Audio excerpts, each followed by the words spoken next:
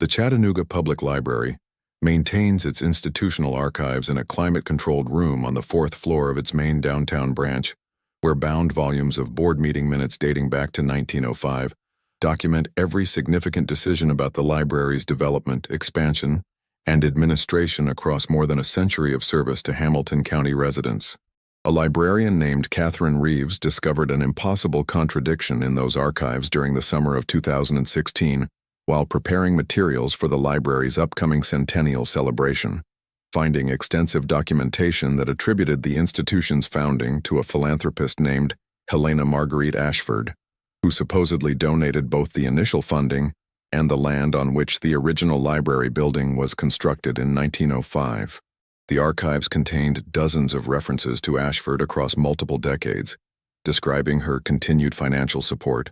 her involvement in library governance, her vision for public education in Chattanooga, always presenting her as the library's essential benefactor, whose generosity made the entire institution possible. Yet when Catherine attempted to locate a photograph of Ashford for the centennial exhibit, she discovered that no image of the library's founder existed anywhere in the institution's extensive photograph collection, spanning the past 111 years. The absence of a photograph might indicate simply that Ashford was a private person who avoided cameras, except that every other major library benefactor and board member from the same period appeared in multiple preserved images, showing them at ribbon-cutting ceremonies, dedication events, fundraising galas, and board meetings that the library had carefully documented with professional photography. The archive contained pictures of library staff from 1905 onward, images of the original building's construction and dedication, photographs of early patrons using the reading rooms, extensive visual documentation of the institution's development. Yet Helena Marguerite Ashford appeared in none of these images despite board minutes describing her presence at many of the events that had been photographed.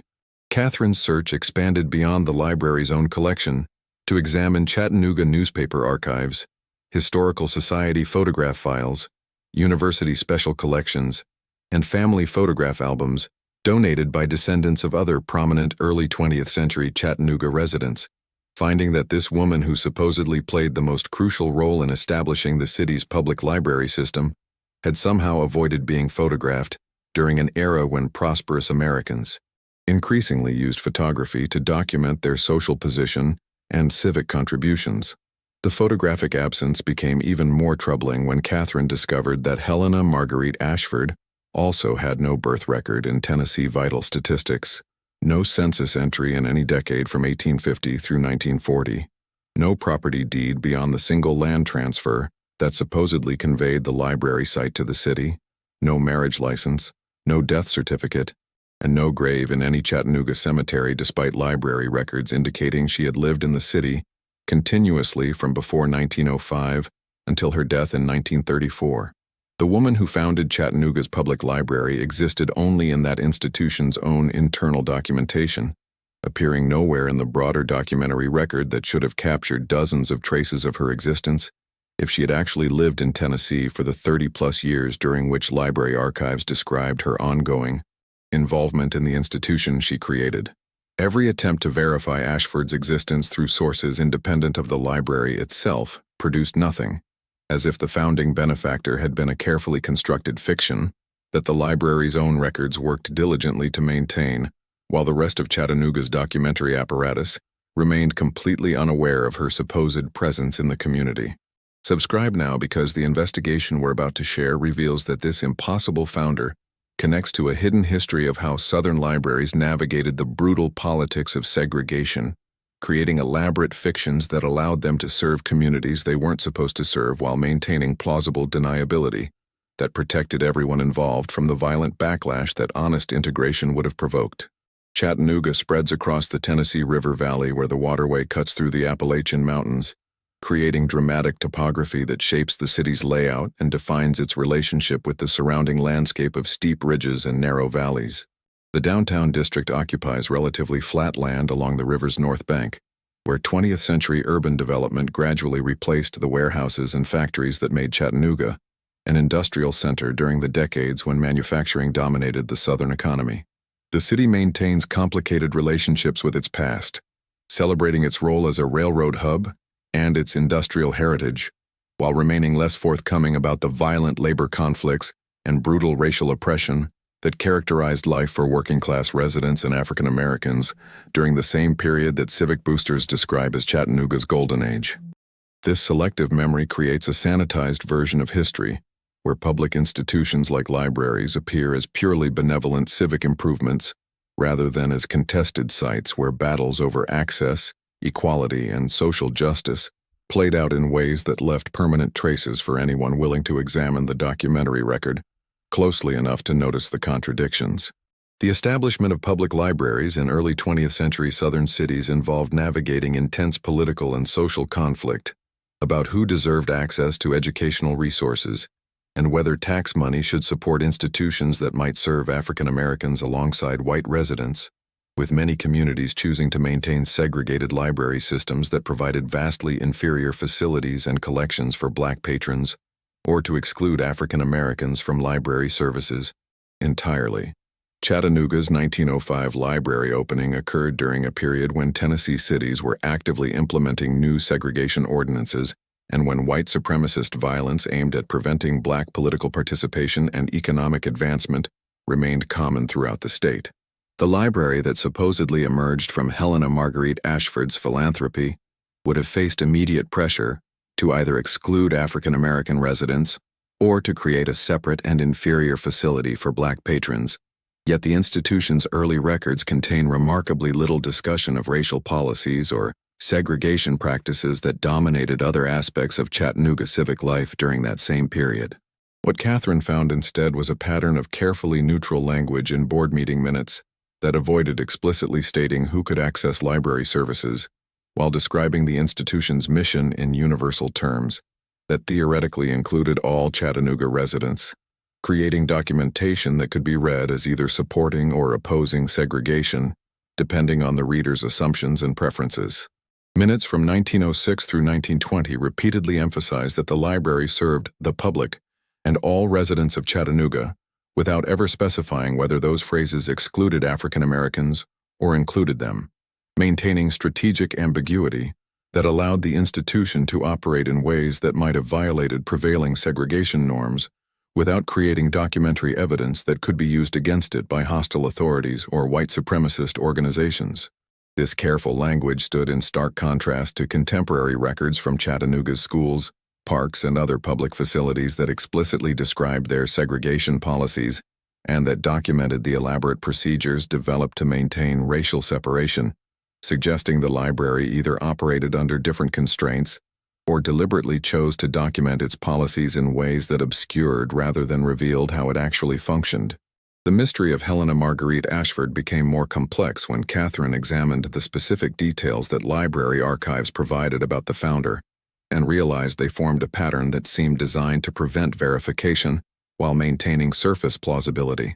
The archives described Ashford as a widow who had inherited substantial wealth from her late husband, a railroad investor who died in 1903, leaving her financially independent and interested in philanthropy that would benefit her adopted city. This narrative explained why she would have resources to donate and why she might focus those resources on establishing a library, but it provided no verifiable details about the husband's identity, the source of his railroad wealth, or where the couple had lived before supposedly settling in Chattanooga. The archives mentioned that Ashford preferred privacy and rarely gave interviews, explaining why newspaper coverage of the library's establishment attributed the donation to an anonymous benefactor, who only later consented to being identified by name in library records, creating a documented reason why contemporary sources wouldn't contain the kind of public information that researchers could use to verify her existence. Similarly, the archives explained Ashford's lack of prominent social connections by describing her as someone who focused her energy on the library rather than on Chattanooga's broader social scene,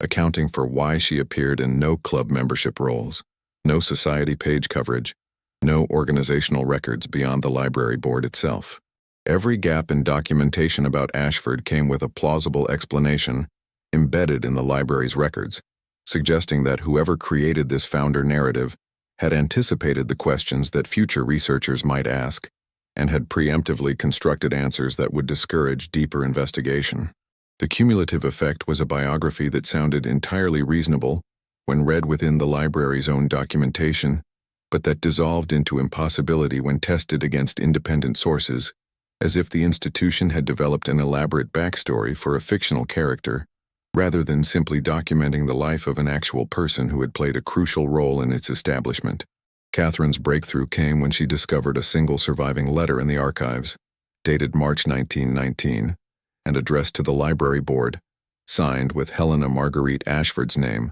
but written in handwriting that matched no other document in the collection supposedly bearing her signature. The letter discussed concerns about the library's expansion plans and urged the board to ensure that new facilities would be accessible to all residents regardless of background, using language that seemed to subtly advocate for racial inclusion, without stating that position explicitly enough to create documentary evidence of violating segregation norms. The handwriting analysis revealed that other documents supposedly signed by Ashford over the years had actually been written by at least 4 different people, suggesting that Helena Marguerite Ashford wasn't a single individual, but rather a collective identity used by multiple people who needed a fictional benefactor's authority to advance positions they couldn't advocate under their own names without facing professional or personal consequences. The concept of a phantom founder serving as a useful fiction for library administrators who wanted to resist segregation while maintaining plausible deniability made sudden sense of multiple puzzling aspects of the archives, explaining why Ashford's involvement in library governance appeared to shift in tone and emphasis across different periods, why her documented opinions sometimes contradicted each other, why she seemed to take positions on library policy that aligned suspiciously well with whatever stance the current board leadership wanted to advance. If multiple library directors and board members had collectively maintained the fiction of Helena Marguerite Ashford across 3 decades, using her supposed authority as the institution's founder to justify decisions they wanted to make,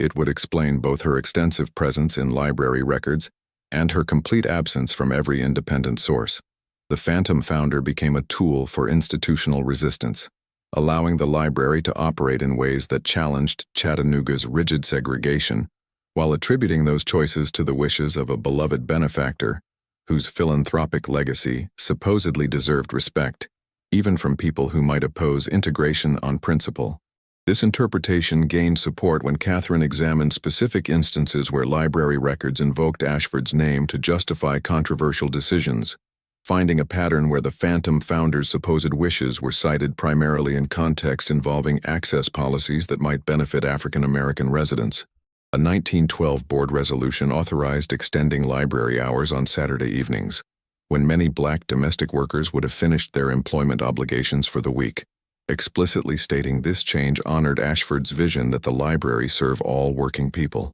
A 1917 decision to establish a branch reading room in a neighborhood with substantial African American population was documented as fulfilling Ashford's desire to make library services geographically accessible throughout Chattanooga. A 1923 allocation of funds to purchase books by and about African Americans was justified as continuing Ashford's commitment to comprehensive collections that represented diverse perspectives and experiences. Each of these decisions would have been controversial in a city where most white residents expected public institutions to either exclude black residents or provide them with visibly inferior services, yet the library board deflected potential criticism by attributing the policies to the founding benefactor's wishes rather than to their own preferences, using Ashford's phantom authority to shield themselves from accusations that they were promoting racial equality. The strategy apparently worked well enough that the library operated with relatively integrated access during periods when other Chattanooga public facilities maintained strict segregation, with African American residents able to use the main library building and borrow materials even as they faced exclusion from public parks, swimming pools, and other recreational facilities. The phantom founder provided cover for this quiet resistance, allowing library administrators to advance values they couldn't safely advocate under their own authority, while maintaining that they were simply honoring the institution's origins rather than making contemporary political choices about race and access. The question of who actually donated the land and initial funding that enabled the library's establishment in 1905 became central to understanding the phantom founder's origins, leading Catherine to examine property records for the downtown lot where the original library building stood. The deed transfer showed that the land had been donated to the city by a consortium of 9 property owners, who collectively contributed parcels that were assembled into a single site, large enough for library construction, with the donation structured through a trust that obscured the individual contributors' identities. The trust arrangement ensured that no single donor could later claim special authority over library operations or demand that the institution operate according to their personal preferences, creating institutional independence that would prove crucial when board members wanted to make decisions about racial access that individual wealthy donors might have opposed. The 9 anonymous donors had likely included both white liberals, who genuinely supported integrated public education, and white pragmatists, who recognized that providing library access to all residents would be less expensive than maintaining completely separate facilities for Black and white communities, creating a coalition whose actual members preferred to remain unidentified rather than face social consequences for supporting an institution that might serve African Americans. The invention of Helena Marguerite Ashford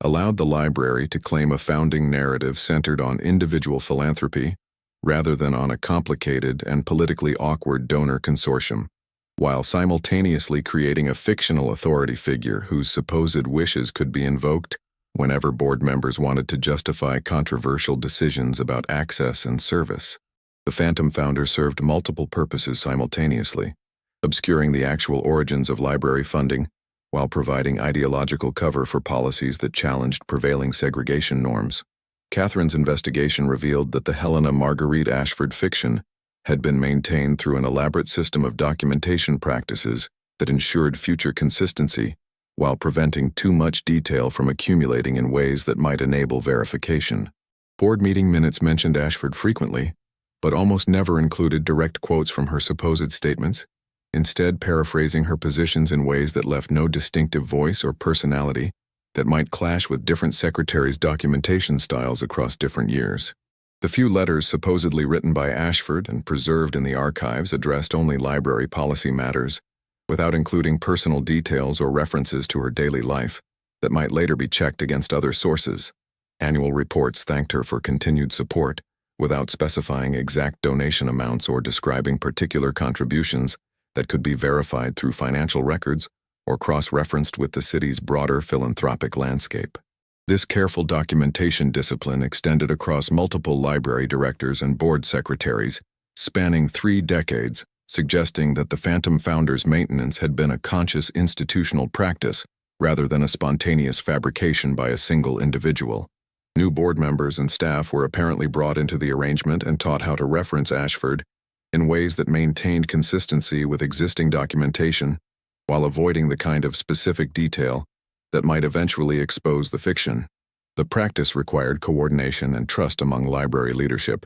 who needed to collectively maintain the deception while ensuring that no one outside the inner circle understood that the institution's founding narrative was fundamentally false. The success of this coordination demonstrated both the library's institutional cohesion and the shared commitment among its leaders to protecting whatever purposes the Phantom Founder served. The Phantom Founder's documented death in 1934 marked the point where the library could no longer invoke her supposed wishes to justify controversial policies, requiring a transition to other forms of institutional authority for advancing integration. The circumstances of this documented death followed the same pattern of plausible but unverifiable detail that characterized all information about Ashford, with board minutes recording that she had passed away peacefully at her Chattanooga home after a brief illness and that her funeral had been a private ceremony attended only by close friends. The minutes noted that per her wishes, she would not be interred in Chattanooga but rather in an unnamed family plot elsewhere, conveniently explaining why researchers would find no grave to examine. Her supposed estate passed to unidentified heirs who donated her remaining library-related papers to the institution, though those papers never materialized in the archives and were later described as having been lost during a 1940s reorganization. The timing of Ashford's documented death coincided with broader shifts in how American libraries approached questions of access and segregation, as national library organizations began explicitly advocating for equal service, regardless of race, even as Southern communities continued to maintain segregated facilities. The Chattanooga Library could no longer rely on a fictional founding benefactor to justify integration-friendly policies, and instead needed to engage more directly with the contemporary national discourse about library values and professional ethics. The transition appeared in board minutes from the mid-1930s onward, which invoked American Library Association principles and professional standards rather than Ashford's supposed wishes when making decisions about access and service. The Phantom Founder had served her purpose during the period when advocating for racial equality in a southern city required indirect approaches and institutional cover, but by 1934, the library apparently determined that maintaining the fiction no longer provided benefits sufficient to justify the ongoing coordination required to prevent exposure. Catherine's research into other Southern libraries from the same period revealed that Chattanooga wasn't unique in creating phantom founders or benefactors to provide cover for integration-friendly policies, with at least 6 other libraries in Tennessee, Alabama, and Georgia showing similar patterns of well-documented but unverifiable founding figures who existed primarily in institutional records while leaving no trace in broader historical documentation. The Birmingham Public Library attributed its 1906 establishment to the philanthropy of one Margaret Elizabeth Rutherford, whose existence could not be verified through census records, property documentation, or genealogical research, despite extensive archival references to her involvement in library governance. The Knoxville Library described support from a benefactor named Caroline Francine Morrison, who appeared in no Tennessee records outside the library's own documentation, yet was credited with enabling the institution to expand services during the 1910s in ways that benefited African American residents. The pattern suggested a regional strategy among progressive library administrators who shared informal knowledge about how to create plausible fictional authorities that could be invoked to justify decisions that challenged segregation without directly confronting the violent white supremacy that dominated Southern civic life. The coordination among these libraries might have occurred through professional associations and conferences, where library directors could discuss challenges and strategies without creating documentary evidence of explicit conspiracy to deceive their communities about institutional origins and governance. The American Library Association held annual conferences throughout this period, where administrators from across the country gathered to share professional knowledge, and informal conversations at these events could have spread the phantom founder strategy without requiring anyone to formally advocate for creating institutional fictions. The technique was simple enough that multiple people could independently develop similar approaches, but the striking consistency in how different libraries documented their phantom founders suggested at least some informal coordination in establishing best practices for maintaining plausible fictions across multiple decades and through inevitable staff turnover. The ethical implications of this elaborate deception remained complicated even from a contemporary perspective sympathetic to the library's integration goals, because the phantom founder strategy involved systematic dishonesty that undermined public trust in institutional documentation, even when deployed for purposes that seem justifiable in retrospect. Communities that believed they understood their library's origins and governance actually had no accurate knowledge of how the institution was established or who made decisions about its operations, creating a fundamental disconnect between official narrative and hidden reality that corrupted the relationship between citizens and the public institutions supposedly accountable to them. The fact that this deception served goals of racial equality and expanded access to education didn't eliminate the troubling precedent it set for institutional authorities deciding when honesty could be sacrificed to achieve outcomes they believed were correct, regardless of community preferences or democratic accountability. Catherine's investigation faced significant resistance when she attempted to present her findings to the Chattanooga Public Library Board, with several members expressing strong opposition to publicizing research that would reveal the institution's founding narrative as fundamentally false. The board worried that acknowledging Helena Marguerite Ashford as a fiction, rather than a real person, would damage the library's credibility, and might even create legal complications if the original 1905 land donation was structured in ways that required an actual identified benefactor, rather than an anonymous consortium. More fundamentally,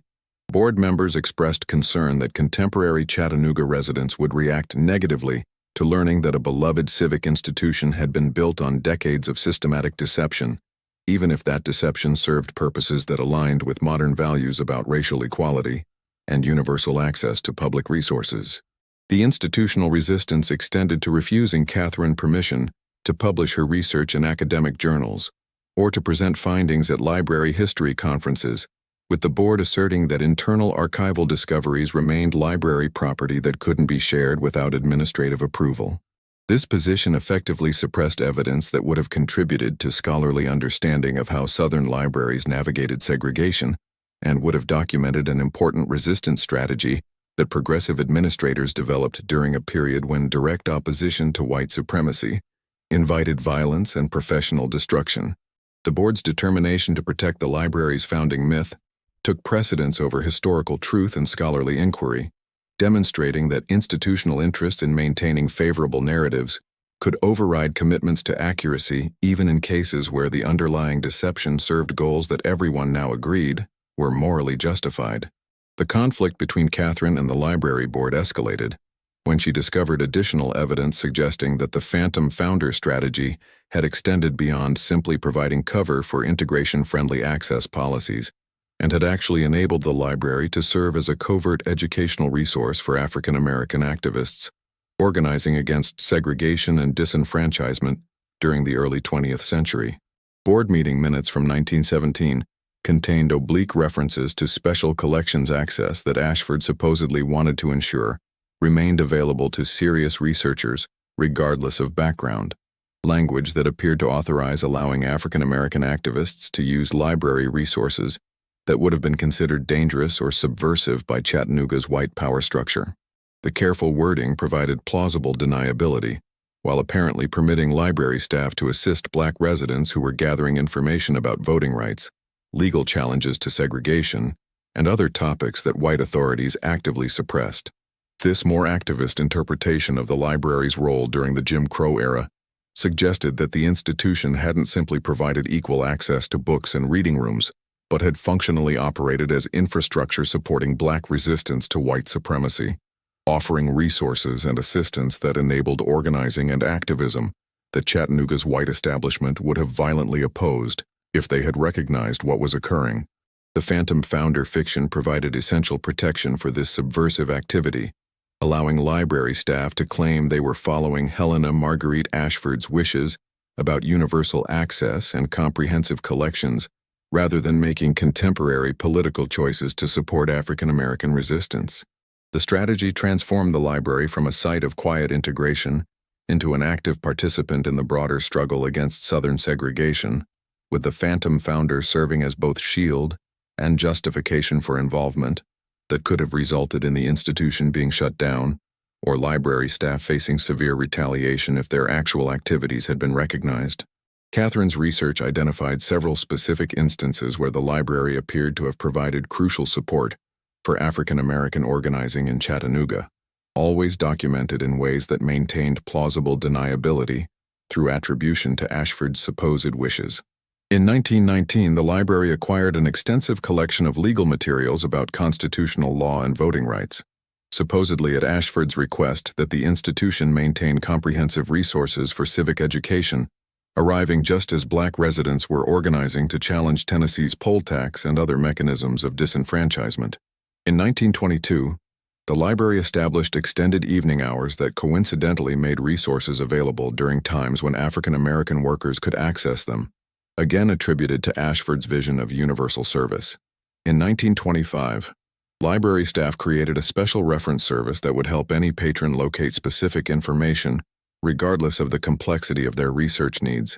a program that apparently assisted African American activists gathering evidence about discrimination and segregation practices for potential legal challenges. Each of these initiatives could be read as simply good library practice, aimed at serving all residents effectively, which was precisely the point of documenting them in neutral professional language that obscured their probable political purposes. The library created a documentary record that looked entirely innocent, while actually describing infrastructure that supported resistance to segregation, with the phantom founder providing an ever-present excuse for why the institution operated in ways that benefited African American residents even during periods when other Chattanooga public facilities actively worked to exclude and marginalize black communities. The sophistication of this approach suggested coordination with African American leadership in ways that left no direct evidence creating an institutional alliance that supported resistance while protecting all participants from the violent backlash that would have followed if white authorities had recognized the library's actual role in enabling black organizing. The discovery that the library might have served as active resistance infrastructure, rather than simply as an integrated public facility, created much greater institutional anxiety about Catherine's research, because acknowledging this history would position the contemporary library as the inheritor of a tradition of political activism that might conflict with the neutrality that modern public institutions typically claim to maintain. If the library admitted that previous generations of administrators had deliberately used their positions to support African American resistance to segregation, it might create expectations that the current library should similarly engage with contemporary social justice issues in ways that could prove controversial and politically complicated. The board's resistance to Catherine's research reflected not just concerns about protecting the institution's founding myth, but deeper anxieties about what obligations might follow from acknowledging that the library's historical mission had included active participation in struggles against racial oppression, rather than simply providing neutral access to information and resources. The suppression of Catherine's research followed a pattern familiar from other instances, where contemporary institutions resisted scholarship that complicated their preferred historical narratives,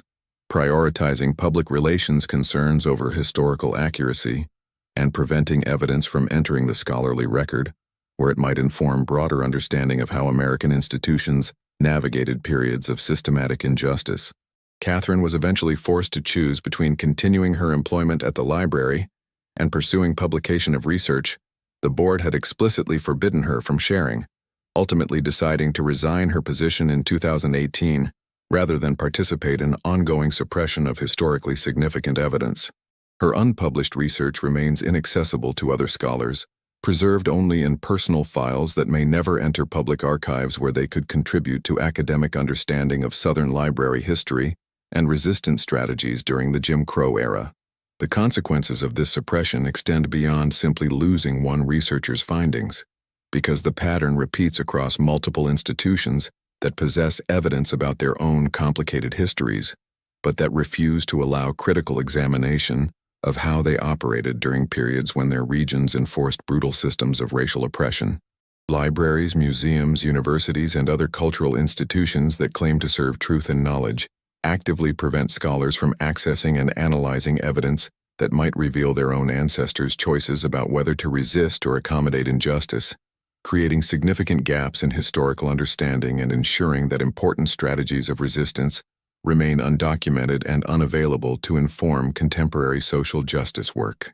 The institutional determination to maintain comfortable founding myths takes precedence over uncomfortable historical truths, leaving researchers to work around rather than through the archives that should provide the most comprehensive evidence about how American institutions actually functioned during their most morally challenged periods. What remains accessible about Helena Marguerite Ashford is the carefully constructed fiction that Chattanooga Public Library Board minutes and annual reports documented across 30 years, describing a philanthropic widow whose vision of universal access and comprehensive service supposedly shaped the institution's character and guided its development through the difficult early decades of the 20th century. Her portrait doesn't hang in the library's main reading room because no portrait was ever commissioned, though visitors who ask about the founder receive the standard institutional narrative about Ashford's generosity and her commitment to public education without any acknowledgement that this beloved benefactor never actually existed.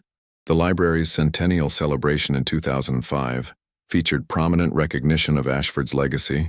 with speeches praising her foresight and generosity, with historical displays describing her role in establishing the institution, with no mention that everything the library claimed to know about its founder came from its own internally generated documentation that couldn't be verified through any independent source. The current library administration maintains that questions about Ashford's historical existence are irrelevant to the institution's contemporary mission, and that focusing on whether the founder was a real person or a collective fiction misses the larger truth that the library has served Chattanooga residents for more than a century, regardless of how it was established or who actually made early decisions about access and service. This position prioritizes institutional continuity over historical accuracy,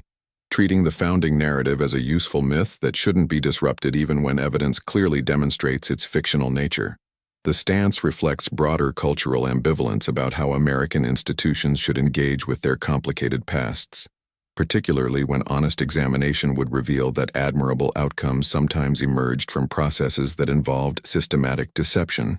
institutional resistance to democratic accountability, and deliberate creation of false historical records that continue to mislead the public more than a century after the original fabrication occurred. The phantom founder persists in Chattanooga's collective memory because the library continues to present her as real, and because most residents have no reason to question institutional claims about the benevolent widow whose philanthropy supposedly made public library service possible in their city, and because the documents that would expose the fiction remain suppressed in archives that researchers cannot freely access, and because the people who might benefit from understanding how progressive library administrators developed strategies to resist segregation while protecting themselves from violent backlash, have been denied access to evidence that could inform contemporary resistance to injustice, and because institutions that claim to serve truth and knowledge frequently prove more committed to protecting their own reputations than to honest accounting of how they actually behaved during periods when their societies enforced systems of oppression that required everyone to choose between complicity and resistance that came with enormous personal and professional risks. Helena Marguerite Ashford never existed, never donated land or money to establish Chattanooga's public library, never served on the board or guided the institution through difficult decisions about who deserved access to public education, yet she remains more present in official memory than the actual administrators and donors who created the phantom founder as a tool for advancing integration while maintaining the plausible deniability that protected them from the white supremacist violence that destroyed other Southern institutions brave enough to challenge segregation openly. And whether we should celebrate this successful deception or condemn it depends on questions about ends and means that become no easier to answer, even with the perspective of more than a century's distance from the choices that progressive library leaders made in a city and an era when honesty about racial equality meant professional ruin or worse. Subscribe now so you won't miss our next investigation into American institutions that built their reputations on founding myths designed to hide the complicated truths about how they really operated during the periods they claim to remember most proudly.